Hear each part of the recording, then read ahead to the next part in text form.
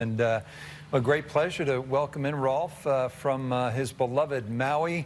Rolf, thanks for being with us. Just quickly, when did you first arrive in Maui, and how did you sort of, become the king of Kapalua all those years ago?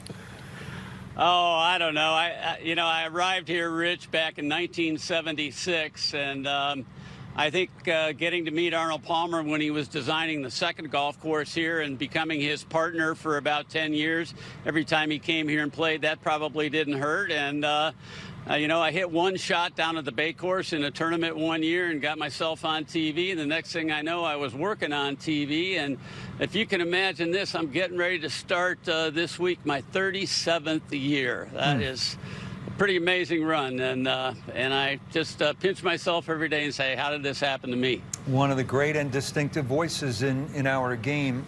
Rolf, you've been through it, Maui, all these years. I think about Mickelson making his first appearance here in 21 years. There was a time, maybe a decade or more ago, when the top players looked for reasons not to come to Maui. They were already making too much money. It was a tough time of year. They wanted to kind of chill with their families, take an extended break. This new generation has completely changed course. Justin Thomas told me at the PNC, why wouldn't you go to Maui over the holidays, play that golf course, play for a ton of money, bring your family over? So what changed to bring this new generation fully on board with the Sentry Tournament of Champions? I think they're really starting to realize how important it is to win on the PGA Tour. Yes, they all do make a lot of money, but winning is really important, and I think they're feeling a little bit of an obligation. The younger guys felt like they had to be here, and I think, the veterans are now sort of following them. And having Phil really changes everything. This island is totally in a buzz about him coming. It's been 21 years. But I will tell you this, when I look at Phil Mickelson, Rich, this probably is the best chance Phil has to win a PGA Tour event for the rest of his career. He's got to beat 39 other players only.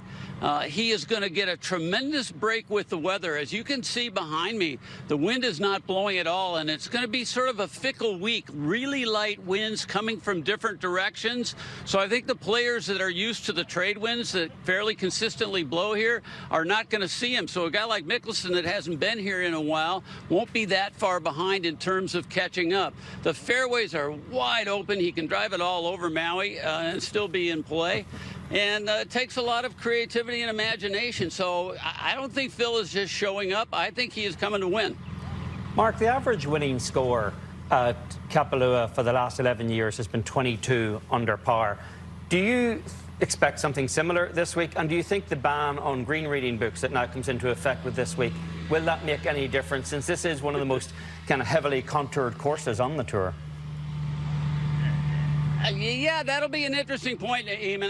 I'm not sure whether that'll make a big difference or not, and I don't know that we will know, because I think the scoring is going to be ridiculously low because there isn't going to be much wind. We've also had a fairly wet last few weeks, which means the fairways don't really have the bounce. The approaches to the green are a little bit soft.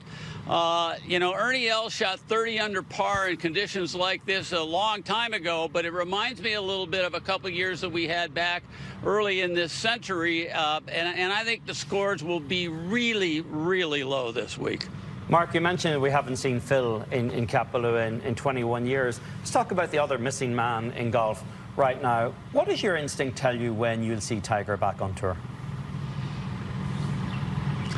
I just, I was captivated by it. And it really, when I take a look at these players, guys coming into Maui and into Kapalua, and particularly the guys in their age, 21, 22, 23, 24-year-old guys, they grew up watching Tiger, and Tiger's the one that led them into the game. And I think his performance at PNC just sort of solidified what everybody knows, and that is that he is the greatest of all time. Even if he doesn't ever win another golf tournament, he is always going to be that. And I really think it's hard to judge him and how much he's done for the game. I think without Tiger Woods, you and I would not be sitting here talking today.